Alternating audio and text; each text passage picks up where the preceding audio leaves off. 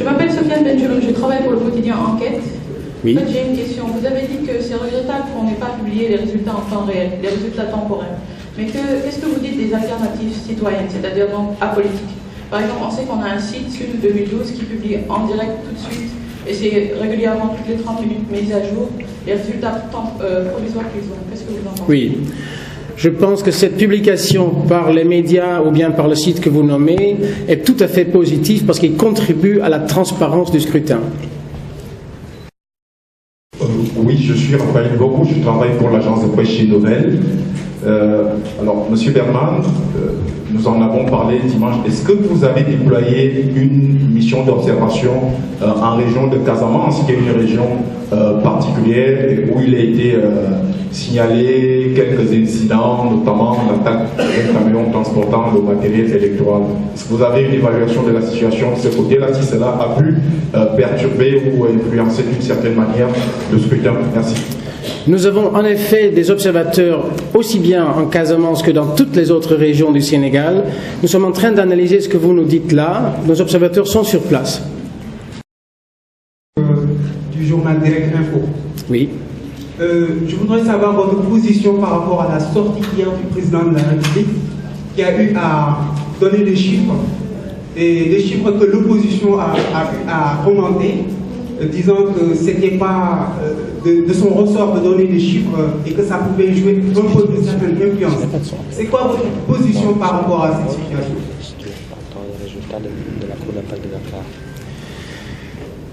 La mission d'observation attend les résultats officiels de la Cour d'appel de Dakar.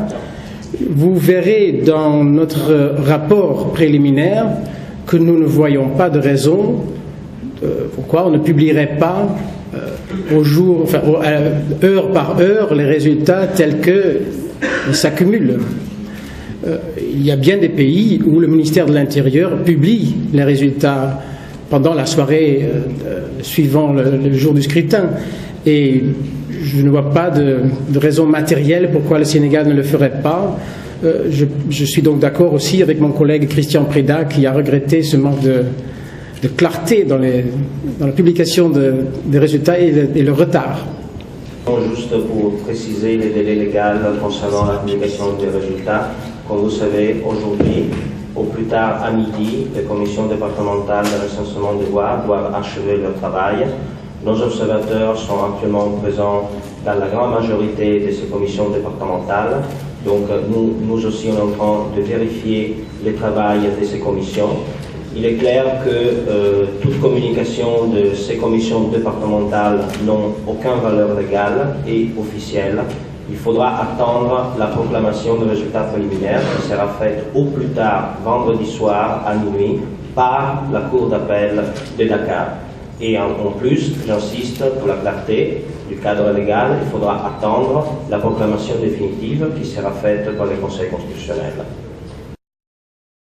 Monsieur le Président, je m'appelle Maïmounassi, je travaille pour Africa 7 Télévision. J'ai deux questions. La première, c'est par rapport au terme que vous avez souligné tout à l'heure dans vos propos préliminaires. Vous avez parlé de séparation de pouvoir. Est-ce que vous pouvez nous expliquer davantage le contenu de ce que vous vouliez dire? Nous n'avons pas bien saisi ce que vous vouliez dire.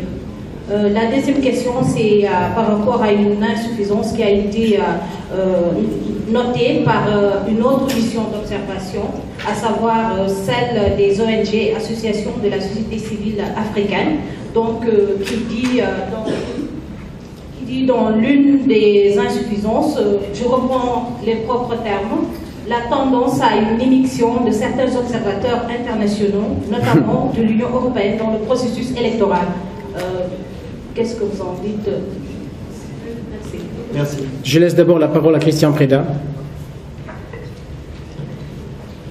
Nous avons mentionné le principe de la séparation des pouvoirs dans le contexte de cette controverse qui vous est bien connue, qui a été suscitée au sein de la société sénégalaise par la question de la candidature de M. Wade et également par le rejet des 3 candidatures indépendantes.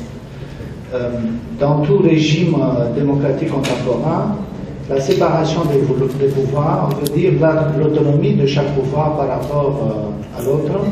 Or, nous avons constaté qu'au sein de la société sénégalaise s'est développé un sentiment de, comment dirais-je, de non-respect de cette autonomie, ce qui nous mène à penser qu'il y a une inquiétude au niveau de la société sénégalaise pour ce qui est du respect de cette séparation de pouvoir. Nous ne sommes pas ici pour donner des leçons en personne, mais en même temps, nous ne pouvons pas nous empêcher de constater que la société sénégalaise, durant cette campagne électorale, a été plus travaillée par la question de la légitimité ou de la constitutionnalité de la candidature de M. Wade ou des candidats indépendants que par tout autre motif politique. Nous avons pu constater, en nous informant sur la base du travail exceptionnel qu'a fait la mission d'observation électorale ici, nous avons constaté également de nos propres yeux que, je le répète, avant le jour des élections, la grande question qui était posée au sein de la société sénégalaise était liée à ces questions-là.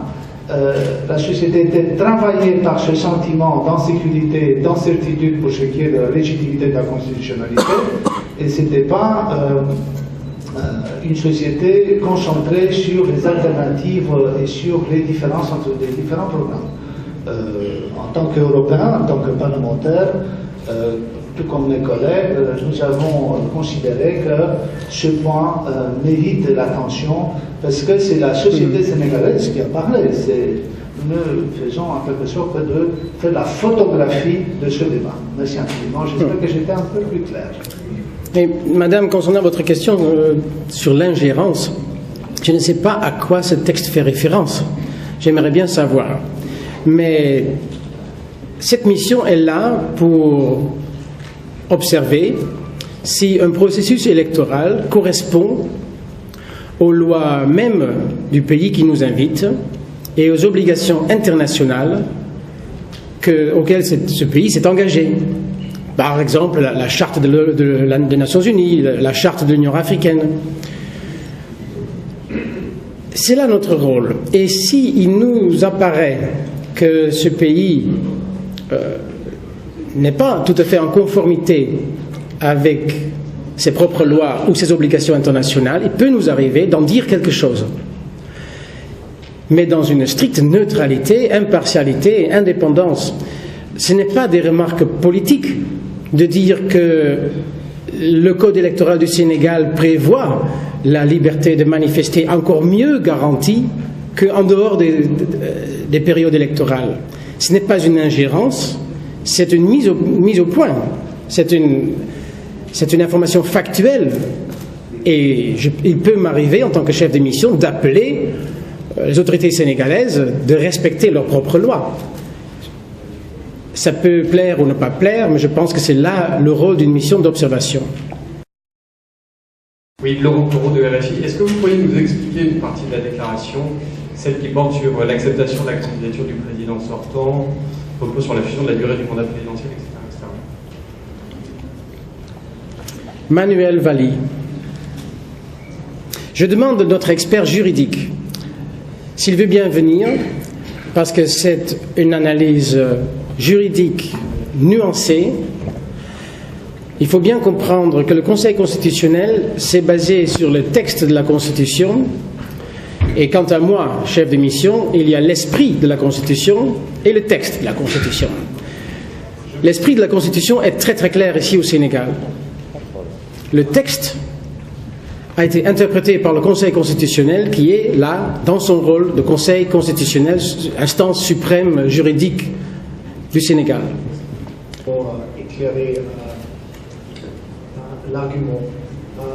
La Constitution permet tout à fait la proposition sur laquelle le Conseil constitutionnel a basé sa décision en disant que les deux éléments de l'article 27, justement la durée du mandat du président et le renouvellement de ce même mandat, soient associés et ils ne puissent pas être dissociés. C'est une théorie tout à fait plausible et possible. Par contre, ce même article 27 a été ajusté en 2008 par voie parlementaire, sans recourir au référendum. Et ce choix de procédure peut se baser uniquement sur la théorie que ces deux éléments, à l'époque, ont été bien dissociés. Parce que s'il aurait été associé à ce moment-là de l'ajustement, on aurait dû recourir au référendum. J'espère d'avoir répondu à la question. Alors il existe une contradiction, ce qui pourrait causer des controverses dans le futur par rapport à la durée du mandat présidentiel. Nous en appelons par ailleurs dans notre rapport préliminaire à mettre fin à une certaine ambiguïté concernant le rôle du président, la position du président sortant du moment où on procède à une révision de la Constitution.